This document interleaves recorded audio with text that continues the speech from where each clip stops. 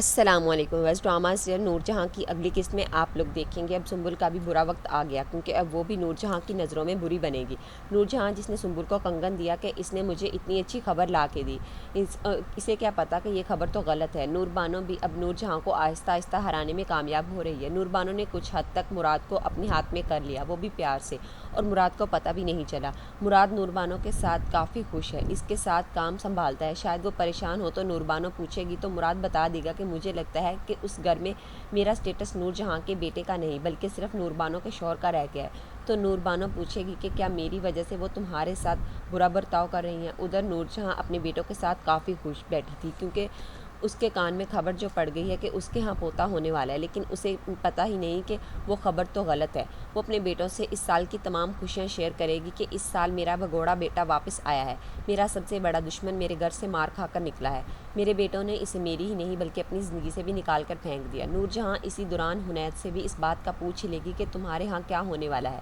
کہے گی کہ حنید کیا اب تم مجھ سے بھی چھپاؤ گے؟ کہ اس کا ہاتھ سر پکڑ کر اپنے سر پر رکھ لے گی اور قسم دیتی ہے کہ مجھے بتاؤ کہ تمہارے گھر کیا ہونے والا ہے۔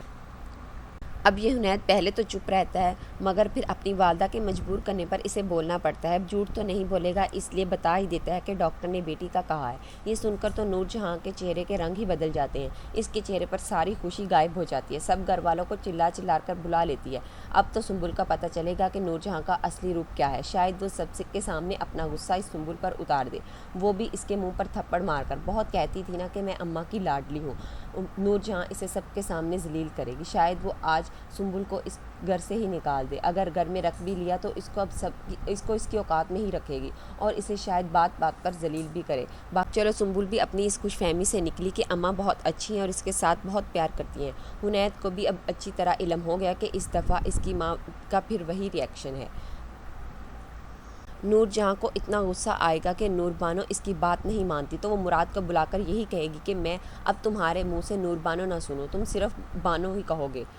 نور جہاں کی آنکھوں کے سامنے اس کا بیٹا اب نور بانو کا ہوتا جا رہا ہے، اس لیے وہ اکیلے میں شاید خود سے یہی بات کرے گی کہ نور بانو جو خواب دیکھ رہی ہے میں کبھی پورا نہیں ہونے دوں گی، اس کا خواب خواب ہی رہ جائے گا۔ نور جہاں اور اس کے بیٹوں کو یہی تکلیف ہے کہ شاہ محل نور بانو کے پاس کیوں ہے، وہ ابھی بھی یہی کوشش کریں گے کہ شاہ محل انہیں مل جائے۔ تو حنید اب مراد سے غصے میں بات کرے گا کہ وہ تم سے محبت نہیں کرتی، اسے آزما کر دیکھ لو، اس سے کہو کہ ایک حویلی ہی تو ہے، اماں کے نام کر دے۔ مگر مراد ایسا نہیں کرے گا کیونکہ وہ سوچتا ہے کہ یہ بہت گھٹیا بات ہے اور یہ سب نور بانو کا ہے، وہ اس سے کیوں لے۔